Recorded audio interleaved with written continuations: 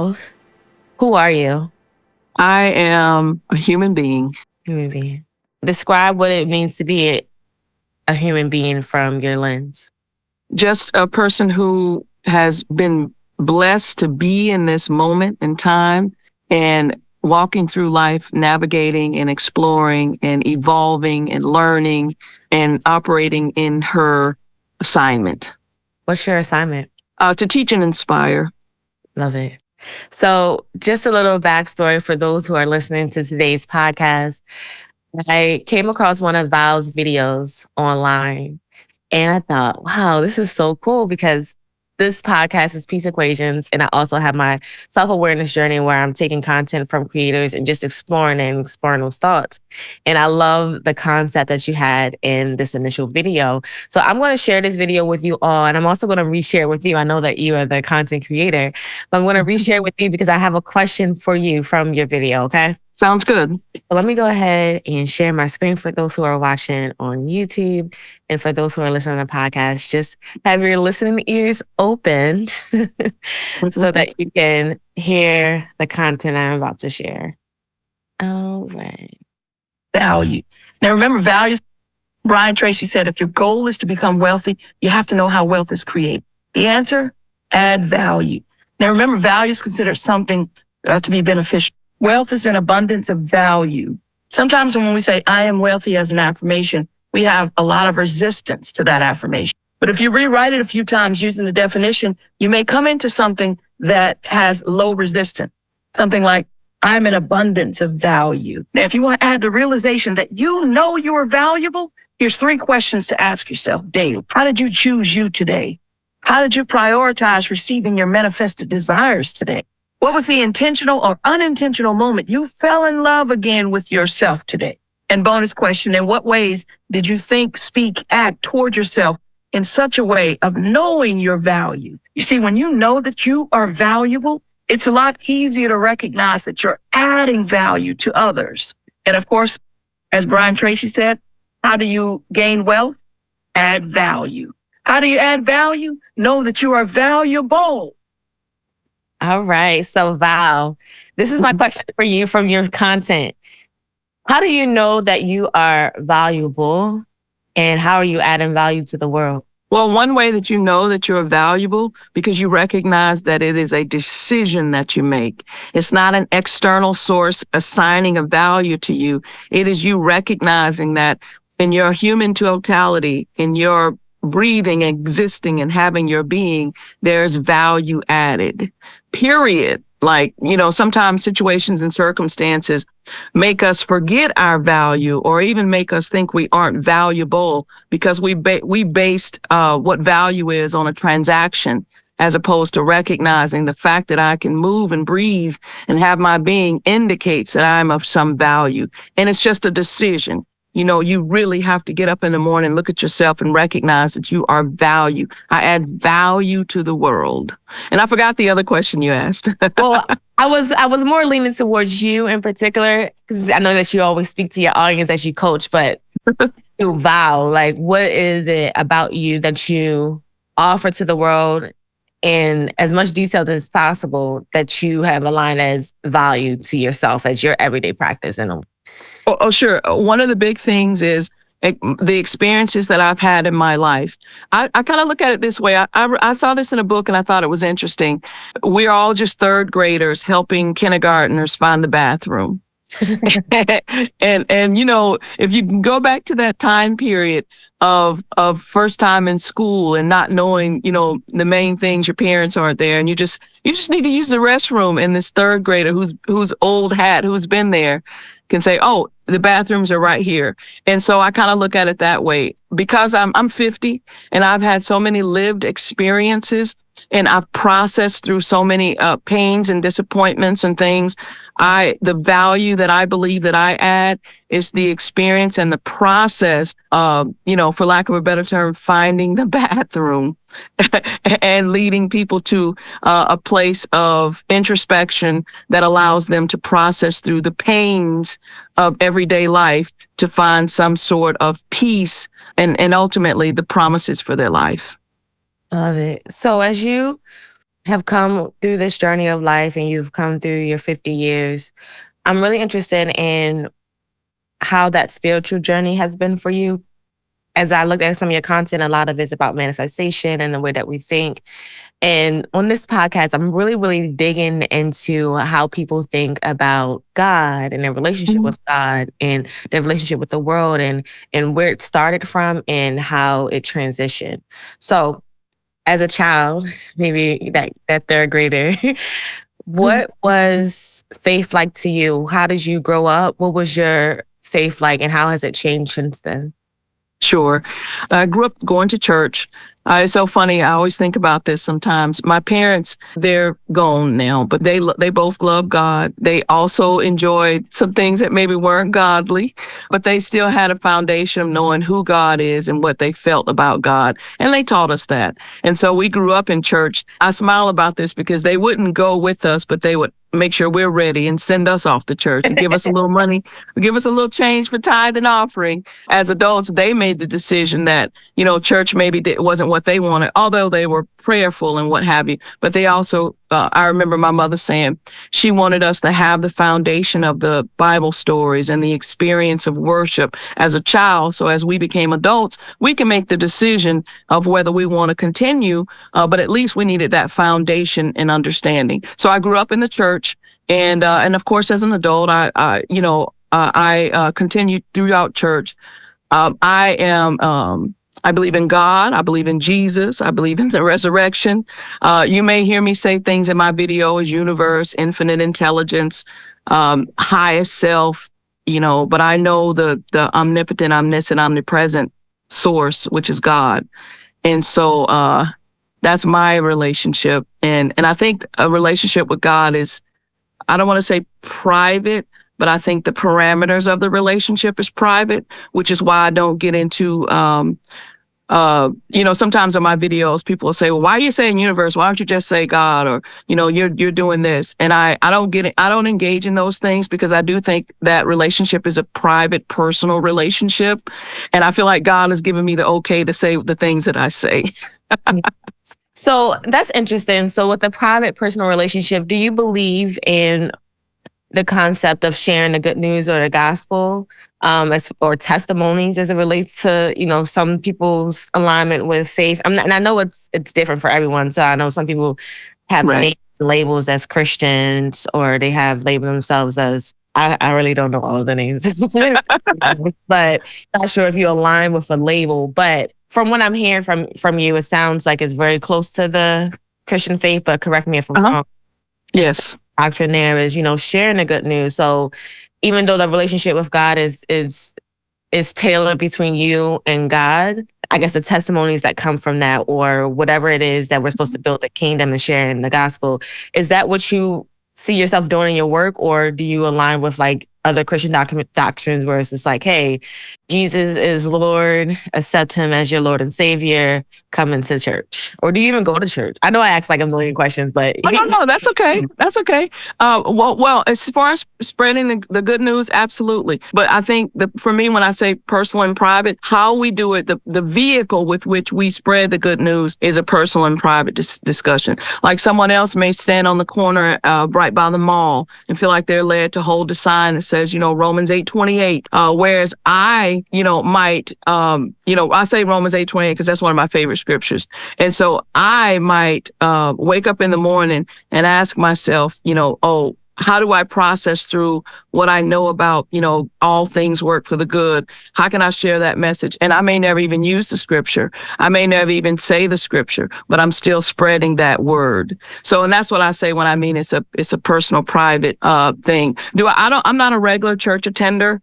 For years I did, and I sat on the board of churches and I was, did those things. But at this moment, I attend church, but not regularly. I kind of do church on TV. I like to watch some of my favorites, Joyce Meyer. I like the teaching styles, and I still read scripture and what have you. But as far as actually going every Sunday, no, I don't. Yeah. Has there been any moment in your faith walk that you've questioned God? And are you open to sharing any of the questions that you still have about life and faith and just existing on earth? Oh, sure. That definitely, I mean, well, I say I'm 50, but I'll give myself to 18. So in 32 years of adulthood, there's definitely been times when I've questioned God, not lately and not in a long time, because I kind of think of this relationship with God as it grows and you develop trust in God, you develop an understanding. And you start to I start to understand that, again, all things work for the good. And so on the surface, it may not appear as an all thing. It may feel like, no, this isn't working for the good. But if you rely on the principle of what you believe, then it allows you to not be so swayed by the circumstance. And that comes in time and that comes in experience with God. And so for me at the current moment, I kind of use Romans 8:28 as a filter, and it starts off all things. And so if the situation or circumstance presents itself, even if I feel a little bit of slight hesitation, I just say, okay, wait, this is an all thing. So eventually it'll work out, for the good. And so if I just lean into it, trust what I know, trust what I believe, and continue forward, and that keeps me in a space of inner peace. I don't question God. I don't have a desire to question God, and I continue to move forward. I mean, again, I really do use the scripture to live my life. And this last question I have before we transition into the game is, when you speak of God, Mm-hmm. is there an image? Is there a spirit? Or how would you define God as it relates to the relationship that you have with God? Oh, I'm sorry. No, I'm just saying, like, what does God look like? If there's a look, what does God feel like? Is it just experiences through people? How do you see God as a father and a mother, or just a father? Just share with me what God is to you. Sure. I see God as, it'll sound kind of funny, as a constant evolving entity. And when I say constant, God, I feel like God is the same that is, was, and always will be. But evolving meaning, as I evolve in understanding, how I see and how I experience God evolves. 25 years ago, I saw God as the image of what, we've seen in the movies and what have you. I had very specific features of what I thought God was. If you ask me what I think God looks like now, I think it is an energy and a light and a inner feeling, as opposed to an external characteristics that I can describe as though I was describing a person. I think of God as father and mother. I think of God as too big to be restricted by a he or a she. I just think of God as energy source, light, everything that is, was, and will be. I really, really, when I think of God, I think of, again, omnipotent, omnipresent, omniscient, all knowing, all power everywhere. And that's too much for me to imagine as I would imagine a man or a woman. And that gives me peace. Yeah. Thank you for sharing that. I think I had that same idea growing up. There was like an image that couldn't get out of my head, and was Hercules from like a movie. And I struggle with that because Hercules didn't look like me. And when I grew up, I used to teach like Bible studies classes to children, and we used to get these pamphlets, and in the booklets there were like one brown person in there. And then as I evolved and started to look at life, I didn't want to even be limited to the color, because I knew that my interaction with people was about my interaction with that individual instead of making everybody this way or that way. But I noticed as a child, even the images that we see are going to have some type of influence on how we see the world or how we see God. So I thought about that when you were sharing that. So to those who have been here, listened to me before, and to those who haven't, we are going to play a game called Our Thought, Their Thought, or Remix. Val doesn't have any idea what unpopular opinions I'm going to share or which videos from social media I'm going to share. But she has an option to choose 3 letters, which will be videos up to 3 letters. You don't have to you have to at least choose 1 letter, which is a video, but up to 3. And then the rest will be numbers. So I'm going to have a different version of the game so that it's a little bit more fun for me and the guests, which from experience, everyone has been liking it. So hopefully you will see how. I'm going to share my screen, and on the screen is going to be a list of numbers and a list of letters. You're going to share with me 7 that speak to you or reach, and then we're going to use those for, you're going to pick 7 of these, and then I'm going to use those for our base today. Okay. So we're going to have up to 3 letters to choose. You don't have to choose 3 letters, but at least 1. Those are going to be the video reels, and then the rest should be numbers, and they could be at random. I'm sorry, would you make it bigger? Sure. I got these 50-year-old eyes. I can't. Oh, it's okay. My apologies. Okay, perfect. Okay, Y. Okay. 33. It's my favorite number. Let's see. It's looking for 51. Q. I like Q. And 41. 71. Is that a P? I see a P. Yeah, a P. Okay. E. I think I need 2 more numbers, maybe. You have 7. You have 7. 1, 2, 3, 4, 5, 6, 7. So we have everything. Okay, perfect. Y, 33, Q, 41, 71, P, and E. So we are going to start with. This is so fun. I'm having so much fun right now. I love it. Okay. I'm going to go ahead and are you on your phone? Yes. Okay. So I'm going to send you this Instagram link through the chat, and then let me know when you have finished watching it. And then we're going to do Our Thought, Their Thought, a remix. And I think I didn't explain this to you in the beginning, but the papers that I had you put together, don't show me the letter yet. Whenever you got your Our Thought, Their Thought, remix, it should be the white part. And then you're going to turn around after I guess it reveal the right answer. Okay, I see it. Yeah. We breathed life into Jesus. I think Black people animated Jesus through the power of their own magic, but that's for a whole other separate rant. Check out this video. I'll be right back.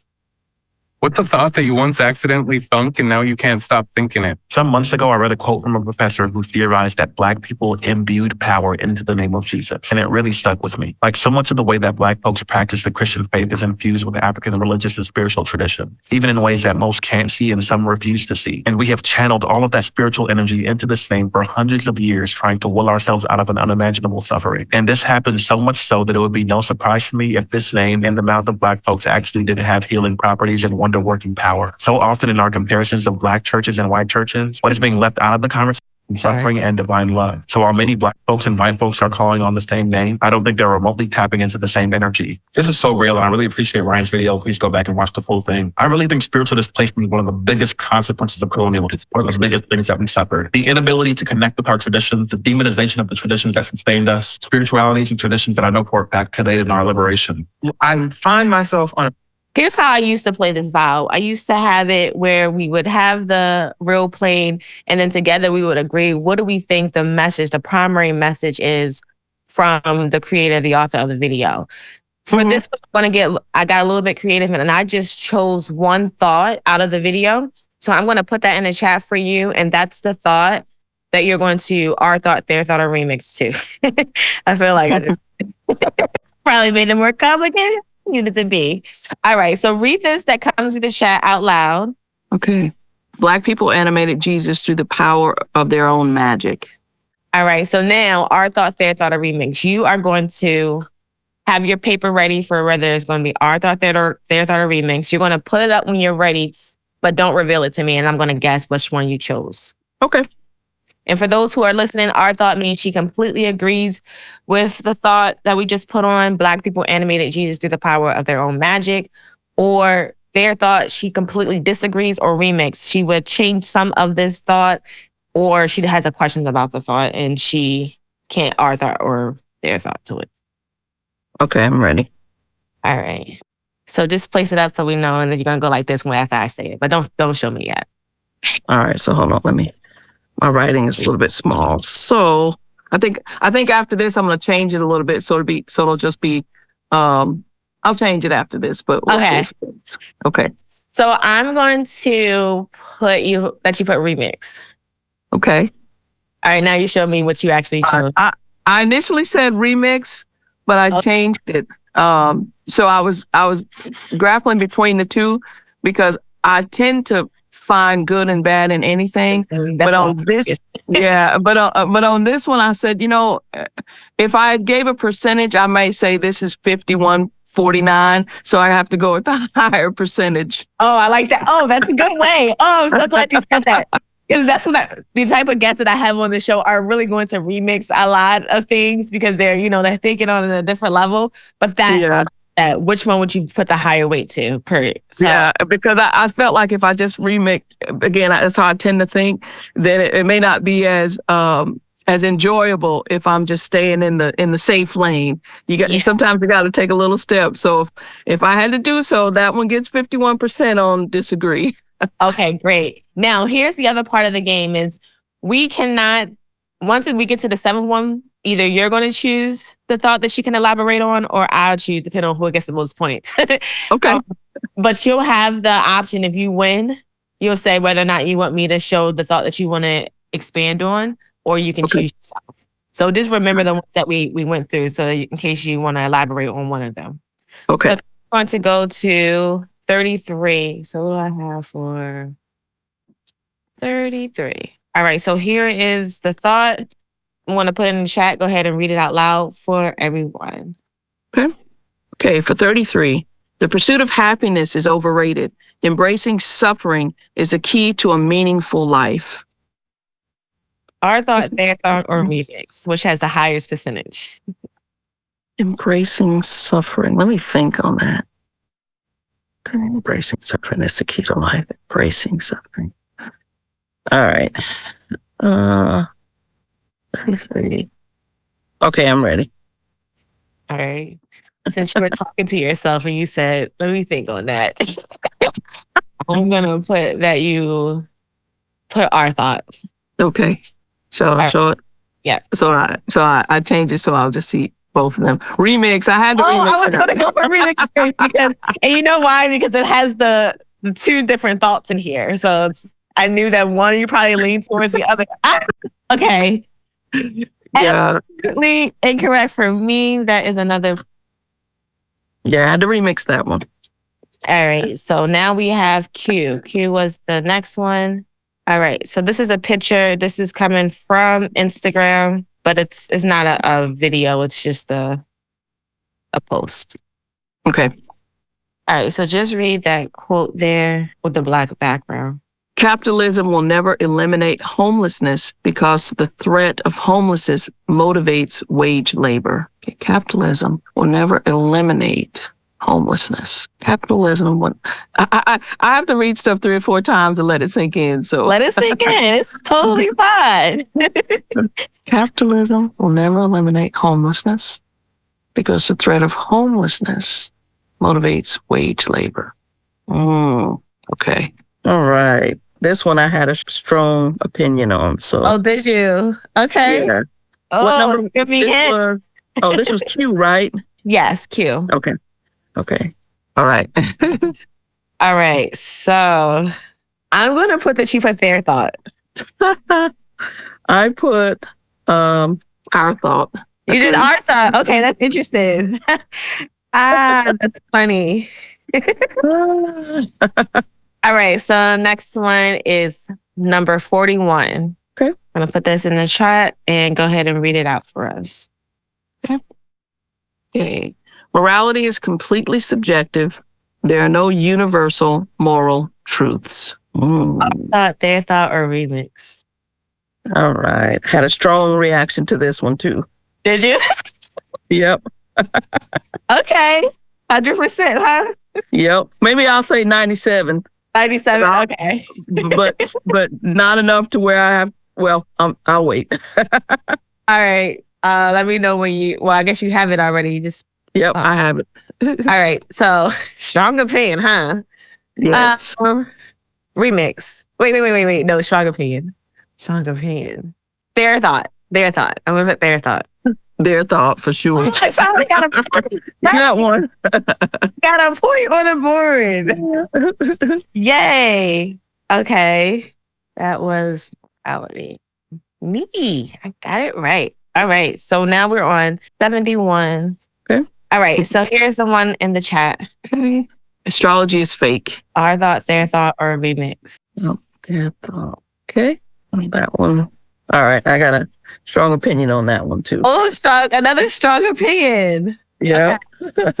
I didn't even know this one. That strong opinion. I was going to go for a remix at first because I feel like you have like a remix type of astrology. But now I'm thinking of a strong thought. Their thought. Yeah, their thought. Oh, I got another point. Yes. I'm coming up the boyfriends. All right. So we have so far 2 points for me and 3 points for Val. Who's going to get that final thought? Okay, let's see. Let's see. We're going to go to P. P is another video. So I'm going to go ahead and share my screen. Okay, here we go. This is a quick video. So we're going to watch the video. Again, I'm going to point out the thought. And if you want, well, no, you don't, because nope. So I challenge people to do that. And when you do that, and this is probably wise because you're actually going to see things that don't get preached on Sunday. Right. Right. And when you start to see those things that don't get preached on Sunday, and when you start to be able to decipher perhaps Jesus' ministry for yourself and not based on what's being taught from the pulpit, you realize that the physical institution of church or religion is not in alignment with what the book actually says. Church is. And so that's where the cognitive dissonance comes in. All right. So I know we're listening to a full video, but we're cherry picking one thought of that video. And I'm going to have that shared with you in the chat. So go ahead and read that out loud. And you can use the influence of the video or just look at the thought itself. But focus on this thought as your our thought, their thought, or remix. Gotcha. The physical institution of the church is not in alignment with what the book actually says. That book being the Bible. Our thought, their thought, or remix. Okay. All right. So I'm going to put that you put our thought. your face made me laugh because I'm so. All right. I'm going to put our thought. Remix. Remix. Yeah. Ew. You didn't give me that. I got a strong feeling this time. I have a remix on that one. Got a remix. Yeah, you can't say anything yet. Don't give me. Okay, I won't say anything. Because that might not even be the one. All right, so we have E for the last one. Okay. And I'm going to share my screen because this is another video from the internet. And I have one thought already highlighted here. And we're just going to listen to the full video for comes from a good family. Before you commit to a female and want to start taking her serious, meet her family, dog. That's super, super important because when you see that mom crazy and don't listen to the father and all that, you're going to do the same way because the kid grew up watching her mom disrespect her dad. You feel me? So expect the same for your relationship. And you grow up, you go to the family function and you see the mom getting the plate for the dad cooking. Hey, baby, you need anything? You do this, that. She grew up watching her mom. Sit down. She grew up seeing her mom cater to her dad, so she thinks that's what's supposed to happen. That adolescent years and growing up and seeing how relationships work from examples within the household, the parents themselves, is very important. You meet a girl who don't even like her mom, hate her dad, or this, like, don't see, like, yo, expect some bandaging to it. You know what I mean? All right. So the thought that we're going to highlight from this video is in the chat. Momentarily read that out for us. Okay. When the mom is crazy, she will be crazy. She being the love choice, the interest of someone else. Our thought, their thought, or remix. All right. I'm going to put their thought. For sure, their thought. Yeah, I was I was thinking. gonna say I got a strong opinion, but I was like, I'm not gonna show my hand this time. Yeah. I know. At first, I thought that you were showing your hand because you were like nodding, but I think you were nodding at something else. I was like, oh no, because you can tell. I was like, now. All right. So it looks like there is 3 for me and 4 for Val. Yay. What you know yourself. But here's what happens next. So one of the ones that we went over today, you can either say, I can choose the thought that you can elaborate on, or you can choose the one that you want to elaborate on and then tell us why you chose our thought or remix for it. Well, I like to stick with the last one. I think I had the most reaction internally from that last one than the other ones. All right. So I'm going to put 2 minutes on the clock. And I've never done this before, so. Yeah. We're just changing things up. I'm just feeling it. I like it. 2 minutes on the clock to explain why you chose their thought for the last video. And then once the timer is up, we can continue the conversation, but we just really trying to that last thought. All right. Well, my life's work has changed your mindset. And so just coming from my own experiences of the household that I grew up in, I grew up with 2 parents that were alcoholics. I grew up in utter chaos. I grew up in a space where lack was the nature of how we experienced existence. I grew up in a space where there was a lot of pain. I grew up, again, in a space where to talk about mindset and dynamics or, inner peace and those things, that just didn't happen there. And so and I had, throughout my life, I had a decent relationship with my mother. But I didn't call her every day. We weren't best friends. But of course, if she needed something, I needed something, we talked to each other. And I went home for holidays. So if you base how I will interact in a romantic relationship based on what I saw, this is what kept me stuck. In my life, this is what kept me stuck, because when I left home, I assumed that I was to follow the same road, to be an alcoholic, to have a space of chaos, to not process what I feel, but just to operate from a space of anger and frustration.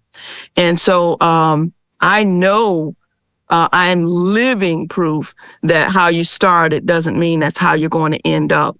And I think when we categorize people and place them in those boxes, we're not allowing for our own growth, their growth, our growth, and what I call the adult advantage. When you become an adult, even the scripture says, when I was a child, I thought as a child, I spoke as a child, I reasoned as a child. But when I became adult, I put away childish things. As a child, I experienced that environment, and I thought that was how it had to be. As an adult, I learned to put away childish things.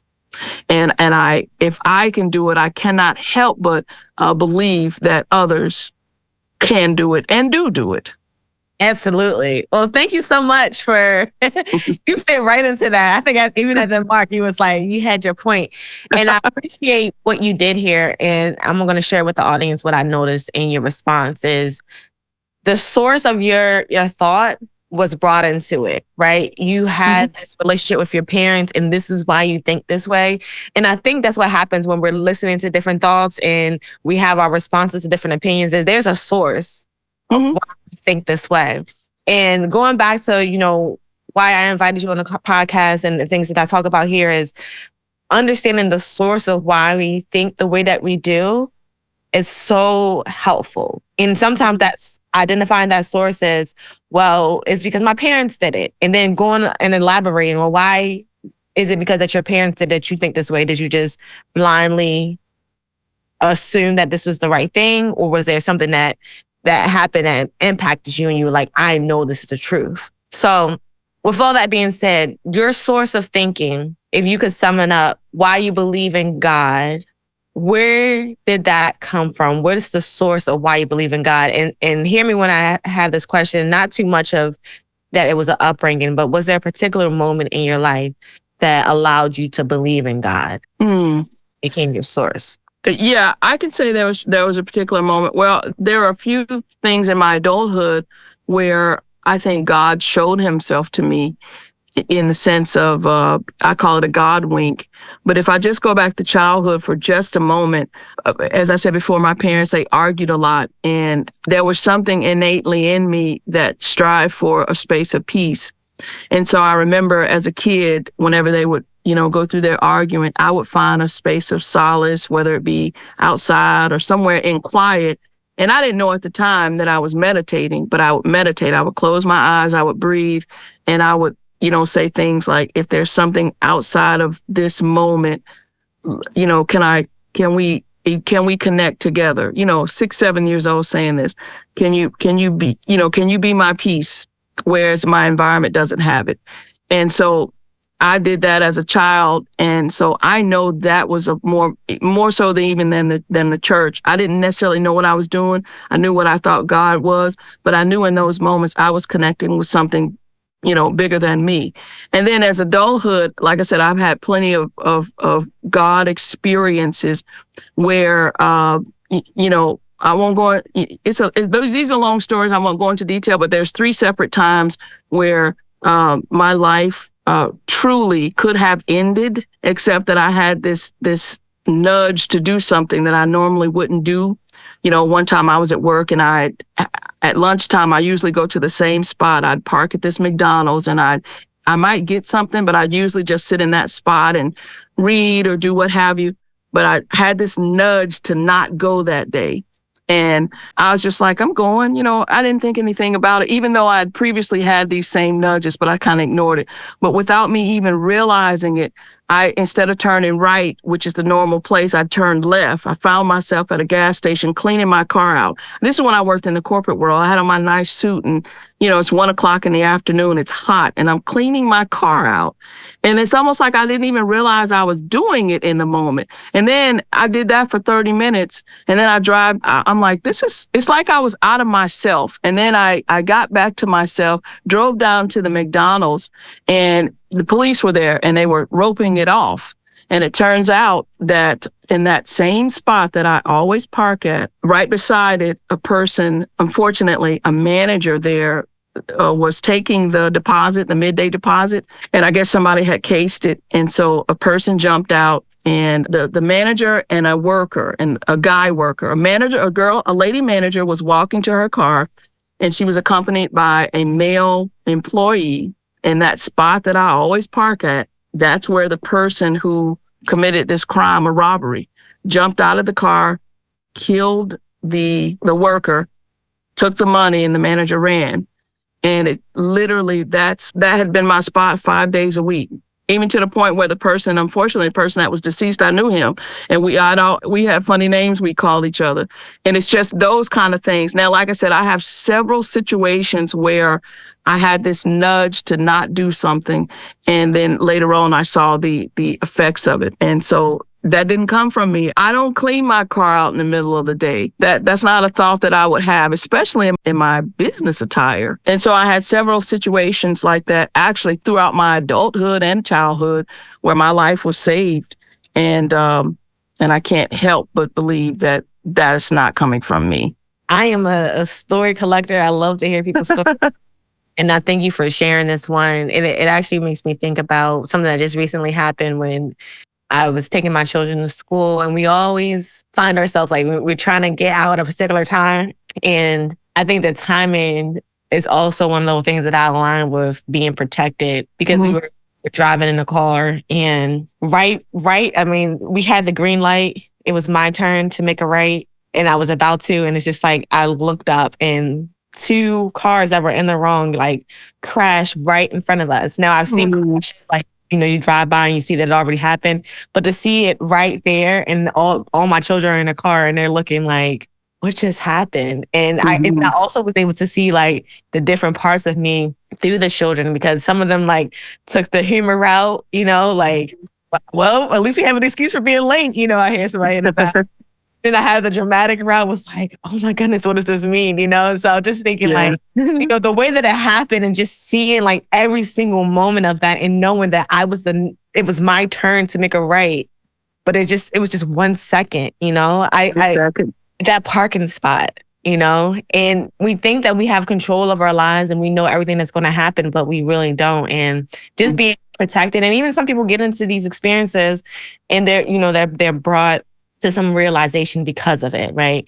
I spoke to someone before and they were saying that there's like these 3 different moments. One is like a whisper, one is used for other people outside of you to kind of get your attention. And then sometimes you have to actually be a part of it for it to wake you up. It's like, just keep me between the first 2. Makes me, you know, it's keep me somewhere where I can hear the whisper, keep me somewhere where I can see, you know, other people's experiences. Because even as a child, I didn't have to be told not to do drugs because I was observing what it meant for people around me in the neighborhood to do drugs and what it looked like. And I could make that correlation. Like, I don't need to do that. I don't need to experience that. So I think that's the best, you know, when we're talking about my relationship and how to personalize my experience. But I know I just went off and kind of told my own thing, but I really appreciate you sharing your time with me. And before we close, I would love for you to share, you know, how you contribute peace to the world, what peace means to you, and then share how people can connect with you, all of that. And then you know, share before we say bye.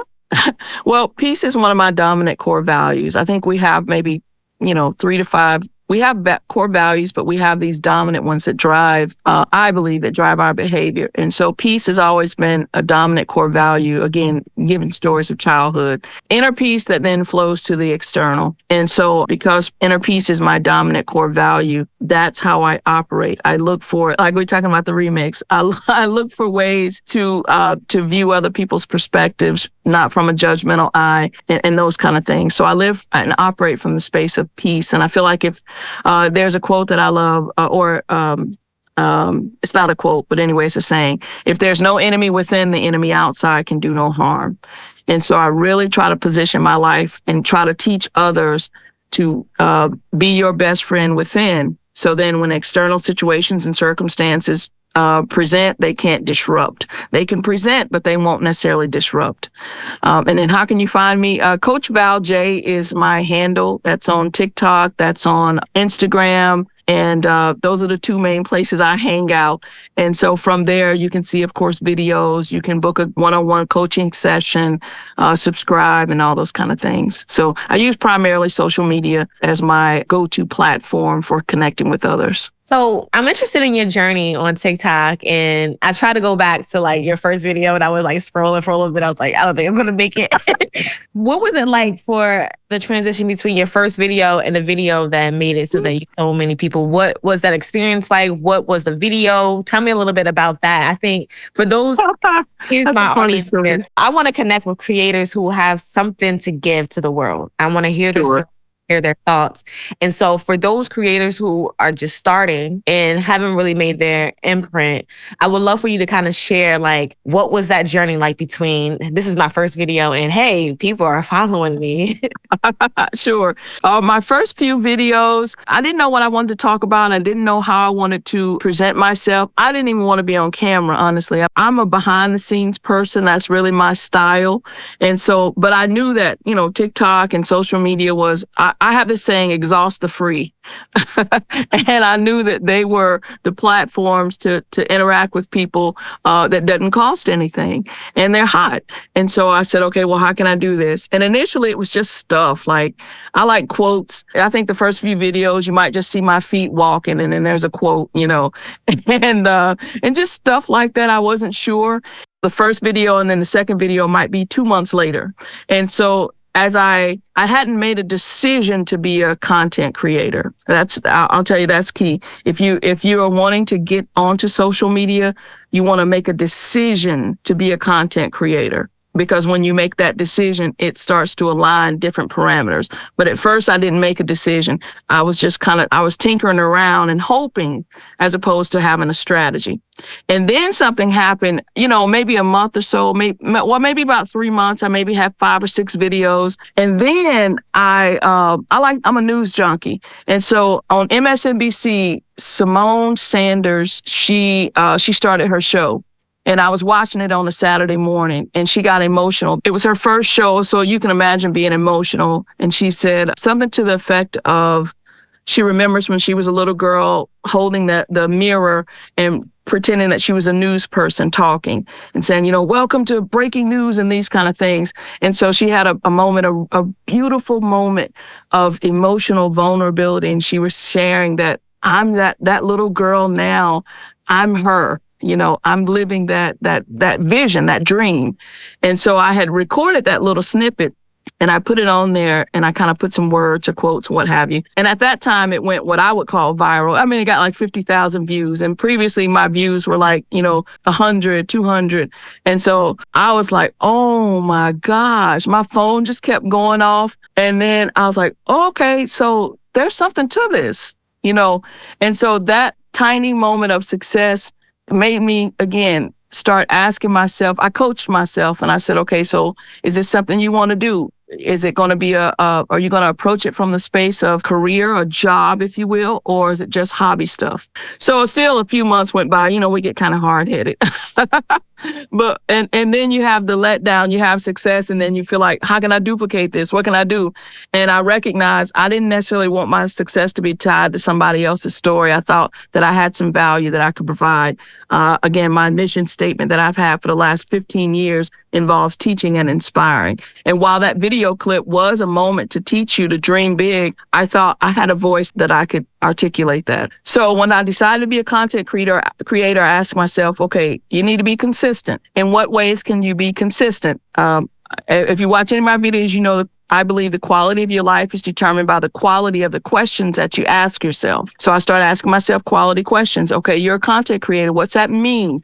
What does that look like for you? What are you actually able to do and commit to? Don't tell yourself you can make, 10 videos a day when you can't. You still have a full-time job. You're a wife. You have other stuff to do. So I said, well, okay, what can I do? And I said, well, what if for 30 days, I made a video every day and I allocated the time to do it? And so I said, okay, well, what would I talk about? And then I remembered I'd written this pep talk book. It's like 75 pep talks that I had on Amazon at one point. So I was like, okay, that aligns with me wanting to teach and inspire, the inspire part. So I put myself a challenge, and I wish I can remember the dates, and I'm sure it's out there. But I said for 30 days, I'm going to build the muscle of being consistent by showing up, and I'm going to get comfortable with seeing my face on screen, hearing my voice, and I made it a no-brainer. I said I'm just going to get on here and read my pep talk, and then talk a little bit about it. So at some point you'll see 30 days, day one, and it's me reading these pep talks. Well, by the end of, after about a couple of weeks, I started to get comfortable. I wasn't using a radio voice. I was actually just using my own voice. I was allowing myself to be vulnerable, to make mistakes, to misstep on words. And by the time, I will tell you, in that 30 days, I personally believe that I went from thinking I was a content creator to being a content creator. The follows began to show up because I was showing up on a consistent basis and I was providing value. And then from there, I still had a few little things. I used to try to do skits, and I was like, I can't, this is not me. I mean, I had one where I was like, do you know how much time it took for me to do that? And I was like, no. And then I remembered that the way that I process stuff, and I said, there's probably somebody else that processes that same way. I am a visual, but I'm also a kinesthetic learner. I like to do. And so I know every month for years, I buy a notebook. You'll see my notebooks in the videos, and I write down notes of things that are important to me or quotes or what have you. And I was like, start sharing your notebooks. You're doing it anyway. So what I asked myself is, what am I already doing that is of value to me that may be of value to others? And I was like, share your stick figures, share your little, I call it self-help math that helps you break down things simple. And then when I started doing that, that's when I really saw the exponential growth. And that was me being my most absolute authentic self. This session right here, the title of this video is, if you want to be a content creator, watch this.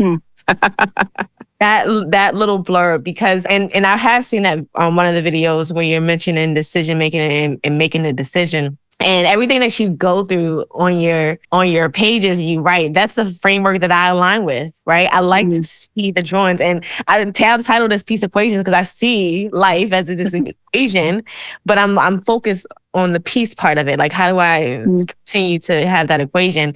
And just the way that you visualize everything along with the way that you present it, it was just like, love this. and I like when you pointed out that there's somebody else that thinks like this, because I think that was a limitation to me is, what is the value and how do I know if I'm offering value by the stuff that I like? Because I've been sitting here making YouTube videos about things that I like. And I'm like, I don't know if anybody is interested in it. I'm like, because I like it, but it's not necessarily like the masses are not coming out to just see me smile and then show my dimple and my words. But I was comfortable with that. So then that transitioned to, well, I'm just going to be myself. And maybe someone just needs someone to still in happiness or still be themselves and just to see it, and it went that way. And then, as you mentioned it, and I know this is something that I went through just a couple of weeks ago, is what is it that I have to offer? And I keep going back to the story that I have that I don't share all the time. And I'm not sure if it's going to be helpful to people because people always look at my particular situation as like, oh, I can't believe how you got into that, because I used to be in a cult.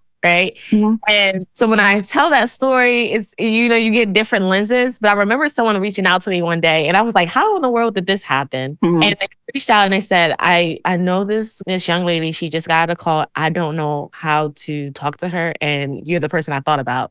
And I said, what are the chances that I would know somebody that's going to know somebody that's been in a cult and that they would share them with me, And that kind of like just that definitive purpose, like, it just started to like put those little tags in like, okay, maybe there is something here. The last thing is that consistency and just making sure that if I'm going to show up as a content creator, being a content creator, what does that mean for me in my life? I know that I still have a 9 to 5. I know that I'm still a mother. I know that I'm still trying to figure it out. And then it's like, well, let's just go with that. Transition, like make this your content that you're still trying to figure it out. You don't know the answer. So as you said, you use that story. I mean, you had that story and it prompted you to, use your own value. For me, I love to use other stories. My whole life is the inspiration of you coming on here and telling that story or you sharing your perspective. Like, so I'm going the other way. Like, I'm going to be using other people's stories. But I also feel like people like to hear, how people transition and shifted from this particular thought at them heavy to something like, oh, I can actually do that. And I want to just have that on repeat. Like, just continue to get this content where you just see people shift their stories or even think differently instead of just thinking at a default without really looking at life and say, well, why do I like the color green? Right. Well, and I'll tell you, just as I still do that, but here's kind of what it looks like for me. If you notice, a lot of my videos, I'll either talk about a certain quote or story. So I may be using the words of something that I read. And I'll think about it this way. Years ago, I don't know if you're familiar with Marianne Williamson.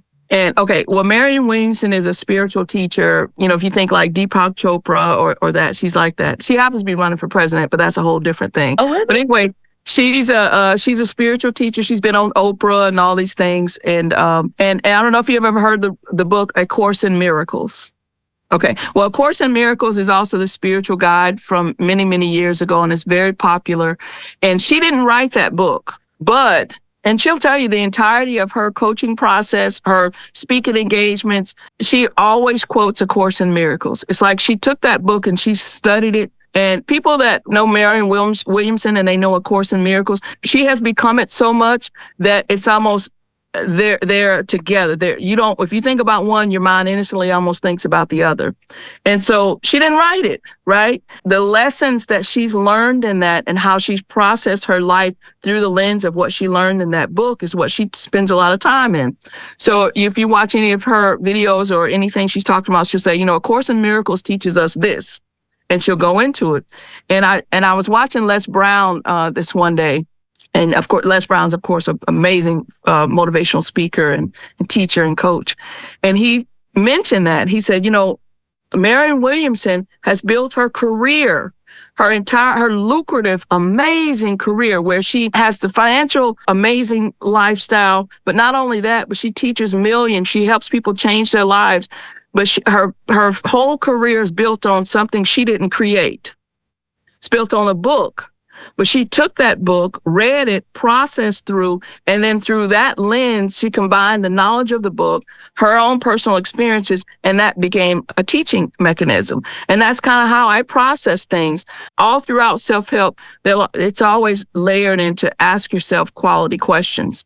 So I didn't create that, but I created the little formula, if you will, QL equals Q question mark YAY, which is the quality of your life is determined by the quality of the questions you ask yourself. But I've lived that my whole life. I knew anytime I was stuck, I need to ask myself a better question. Well, again, I didn't create that. Byron Katie has her whole process is all centered around questions. So I'm giving you a long description of you're doing the same, what you described. You said, I went a different route. I'm still doing it. I still take, I like to call it the words of our ancestors because I love quotes, even scripture and things. It's just I process it through a different way. So like the other day, I did the video on this Einstein quote that most people have heard. It says, the same mind that created the problem can't create the solution or something thereabouts. So I just took that and I was like, okay, where in my life have I been stuck because I'm thinking from the mind that created the problem? And I said, I see that quote on T-shirts, I see it on mugs, but I haven't seen anybody explain, well, how do I access the mind? How do I access that other mind? And I asked myself, well, how do I access it? And then I took my trusty notebook, and I drew it out. And I was like, well, okay, I need to teach that. So it's not so much that it's me necessarily creating ideas, but it is creating ideas. I just take the information and I process it through how I have experienced life and been better as a result of it. And then I share that with others. You know, I know that you offer coaching sessions, and I feel like you just provided a coaching session to me. And everything that you said, because, you know, I'm your audience. I've identified myself as your audience. And it's not only because I'm into self-help and I'm into these things, but everything that you're saying, I know why this, like I saw your page and like, I want to talk to her because I'm a question person. I realized that questions are so important. And I didn't know until I got into my career that I'm not afraid to present a question, even if it makes me look like I'm the one that doesn't know. Because once I started to do that, I realized that there were a lot of people who didn't know the answer either. And they were thankful that you presented the question in professional worlds and at work. Yes. When I go to game nights, so I'm talking to my friends, like I'm always the person that said, we'll have an entire game night all night long. And then I'll ask the question. We're sitting there for deep thinking and thought. Everybody's you know, and I'm like, this is the things that I love. So how do I do this and make it so I'm a full-time creator?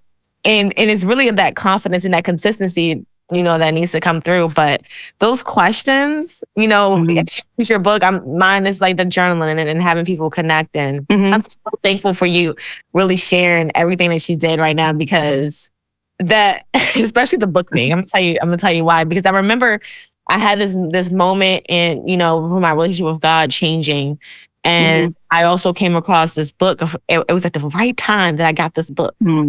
And the person that sent me the book, it was just everything that came together. What happened that day, the conversation that happened that day, somebody sending me a book and me actually reading it like right after they sent it to me. And the first few moments of experiencing this book, I said, "This is it, right?" And I told myself, I'm going to come on my YouTube and I'm going to use this book and talk about this book in different ways. And I haven't done it yet. Now you have me thinking, because you spoke about this, and there are people who are doing even the book itself. Yep. Have you read Outwitting the Devil? Have you read that book? I haven't. Okay. So the book That's Napoleon Hill? Yep, it's Napoleon Hill. Yeah. Yeah, I have it. I just haven't read it. Yeah, read it. Okay. Read it. It's everything that you already talked about, but it's sometimes when you hear things from different perspectives, it's like we know these things. Yes. Right? Feel them. We don't even know how to articulate it sometimes, but someone like you comes and articulates it. It's like, that's what I've been feeling. That's exactly what I needed. That's what's been going around, but I couldn't really form it into something that's created and exists in my life. And that's why I love, like you said, it started off with quotes and thoughts. And that's how I started off too. Just like, I love quotes, but you know, when so many people are just putting random quotes online, it doesn't feel as like purposeful, because like everybody can do it, right? But I think it's right. and how you feel about those quotes, because we're not just looking at those quotes. Now we're thinking, well, what does this mean in this quote? Or how do we actually do this? And this whole journey of self-love, it's like people always say, you got to love yourself, or, you got to work on yourself. Someone needs to be able to present this in a way that it becomes natural for us to know what that means, instead of it just being a staple of self-love and everybody establishing their own righteousness or their own understanding of it. What does it actually mean? After we say this label or this title, what does it mean to love? Yeah, what are the actionable steps? And how do you know you're operating in it? How do you know you're not? How do you course correct? Those kind of things. Because again, a lot of times we like to stick a label so we can say I'm on this journey. But again, what are the parameters of journey? What does it look like? What does it sound like? What does it feel like? What did you do today? What are you intentional about? And then again, how will you know when you're experiencing that place? And I think that's the difference maker. And I think that's sometimes like the coaching part of it, because again, it's easy to say it, but then when you want to operate in it, that's the difference maker. And that's how you change your life. Yeah. And this is the last question before I let you go. Sure. What type of shift are you looking for when it comes to the questions that you're answering, these quality questions that you're answering? And I see one that you started off, not having a direct decision with your content creation, and then you made a decision, and now it was manifested that you have this following in your personal life or your personal journey. If it's multiple ones, maybe just stick to one.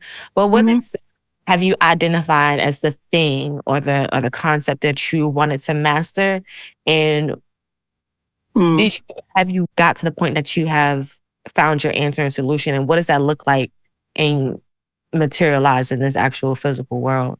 So like, sure. Do you understand what I'm saying? I think so. I think for me, there's one concept and one maybe identity, one way internally of processing life that I strived for. I think I strived for it as a child. I think I strived for it as a wounded adult. I think I strive for it as where parts of me are healed, parts are unhealed. I think I've strived for this, and this is why I have a fire within me to teach this. And sometimes when I meet with clients, this is part of the first process that I walk them through, because I truly feel like if you get this in your soul and your bones and your habitual way of thinking, then the rest of it is you're on a solid foundation. And so what that is for me is a simple statement, and I'll just quickly it's 4 words, but then I'll flesh it out just a little bit. I get to decide. I get to decide. I get to decide how to experience the experiences that come my way. And so just think about that for a moment. I get to decide the experience. I get to decide how to experience the situations, the circumstances, the people, places, things that come my way. You know how much power that is in the realization that I get to experience that? So there may be a label of something, somebody cheated on you, or a label, I got fired, or a label of, this diagnosis. But if you can just rest in a moment, wait a minute, I get to decide how I'm going to experience what this is. Because you can take 5 people and they have the exact same situation, and all 5 of them experience it differently. Now, I'm going to say it a different way. All 5 of them choose to experience it differently. So it tells you, and I hope it informs you, that the circumstance doesn't have the power. We've assigned that was a bad thing. That was a bad experience. That was this bad. And as opposed to making it neutral, recognizing that it's neutral, though the surface level it may appear bad, it's neutral, but how I process it, not the knee-jerk reaction, but my prolonged processing of it. I get to decide how to experience that experience.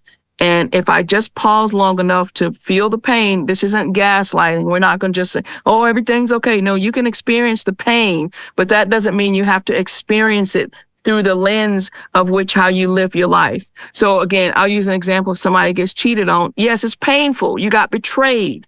But you don't, at that moment, you get to decide, does that mean every mate is a cheater? So you put up walls and you make agreements and beliefs that says love sucks, love is terrible, this can't happen. So now you're changing your self-concept. And then when you change your concept of yourself and of the world as it relates to that specific thing, you've now changed your life because of one situation, as opposed to recognizing the pain and asking yourself quality questions.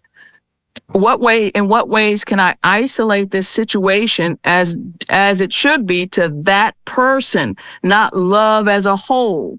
In what ways can I keep my heart open and to create a space where I can invite the love I desire without it being tainted by one situation or circumstance or person?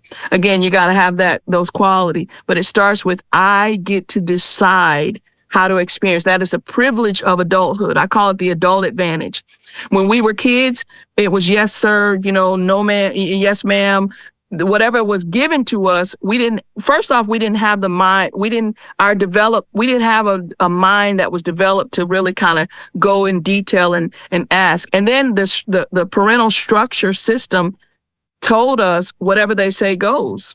As an adult, the privilege of adulthood is I need to ask a question about that. But I don't like how, let me get clarity around that. And then from that moment, I can make a decision. But a lot of times people get that in the workplace, or they get that. But when it comes to affairs of the heart, we go back to that childhood. Something must be wrong with me, because as a kid, that's how we process stuff. Must be something wrong with me. I must not be good enough. Again, that's child. I go back to the scripture. That's child thoughts. As adults, for me, the I get to decide is the ultimate flex of adulthood, because I get to decide what this experience means, how it impacts my life, what it's going to do. And I think we forget that we get to decide that. Yes, you got fired, and that means in 2 weeks you won't have that Friday paycheck from that company, but I get to decide what that means for me. And that may be, that decision may be, okay, I'll cut a few things for 3 months until I get another job. Or it may be, oh my God, my life is over. They fired me. I'm 50. I'm not going to ever find another job. I'm going to end up homeless. I'm not going to have this, and this. Either one of those scenarios was based on the same circumstance, but the difference is I decided how to experience it. And so in my coaching, I really try to emphasize and teach, you get to decide. That's a privilege of adulthood. And if you pause in the moment, in the emotional moment, and process through how you want this to end up, you have the power within you to do so. So I would say that's my number one philosophy, if you will. Yeah, I love that. And it can be, and as you mentioned, all the examples, and it can be translated to so many different ways for people. And when I observe people and I say, one person decides that they're going to be angry about the situation and not just choose anger, because we talked about choosing. They choose anger and they continue to choose anger, and they continue to choose something that's happening to them. And then when they look at life, it's like, why do these things keep happening to me? Not realizing that you were the one choosing. I didn't want to have to continue or to give into this thought that we had to have like a sob story or like a struggle story in order to just have a life. Even though I was in a cult, I did have a different lens and a different experience than the next person that was in the cult. Where one person in the cult was, abused physically and mentally. Got the abuse just mentally, but I was able to shift it, Right. So, and I love that you pointed out it's not gaslighting, because I think that's what the confusion comes in, even for myself, that I wanted to make sure that I don't send this message that the reason why I choose positivity is because I'm overlooking things or overlooking trauma. I choose positivity intentionally because I know there's a better return on the investment of choosing that than me sobbing in my anger or my sadness. I just never get anything out of that. At some point, it was thing the Lord gave me experience when He had to scare me so I could feel what those things felt like. But even in that, I was just like, out of all of that, I still want to go back to what feels like a better return on the investment. But now my experience is why I love or choose positivity, or however it could be defined. To me, positivity is just like choosing the light. But when I'm faced with something that looks really dark or scary, now it's even more ammunition to be like, this is why I choose this route, right? Like, it's not like, oh, now that I see the darkness, I got to be okay with sadness. And like, no, I experienced it. I don't like it. I'm just going right back in this direction is how I see it. But honestly, I probably could talk to you all day. And I know that she said that she some previous engagements, but thank you. Honestly, I know that this was probably a free coaching session for all of us listening today. So this is a gift, and I hope that I can continue to give as you have been able to give me today with your time. And again, before we close out, I want to reiterate that you can, follow Coach Val on her Instagram page, her TikTok page, and I saw one other link. Am I missing? Probably Facebook. Facebook. Okay. Yeah, definitely. I mean, I'm on there as well. Okay, so however you can get to her. Yeah, where almost all social media, you'll see my outfit. Yeah. And you will enjoy the experience. I have enjoyed the experience, and I haven't seen all of your content. I've seen a few that's coming through my feed now after following you, and they just keep winning. And I just know that you are living in your purpose, and I'm inspired because I really see a lot of myself, what I want to be in your content and your content creation. I'm so inspired and thankful. Well, thank you for that. I received that. I'm grateful for the opportunity to have these kind of discussions. I think they're powerful and valuable. So please keep doing what you're doing because you're reaching people as well. Indeed. Hopefully I will start to read some more. Honestly, I've gotten to the point where like, I just love the experience. I enjoy what I do. I can sit here with myself and talk about things and think about things and write things down and feel fulfilled. You're on the right track then. That energy has a payoff internally and a payoff externally. So you just keep doing it. I received it. All right, friends, this is the end. Bye. Bye-bye. Thank you. Thank you.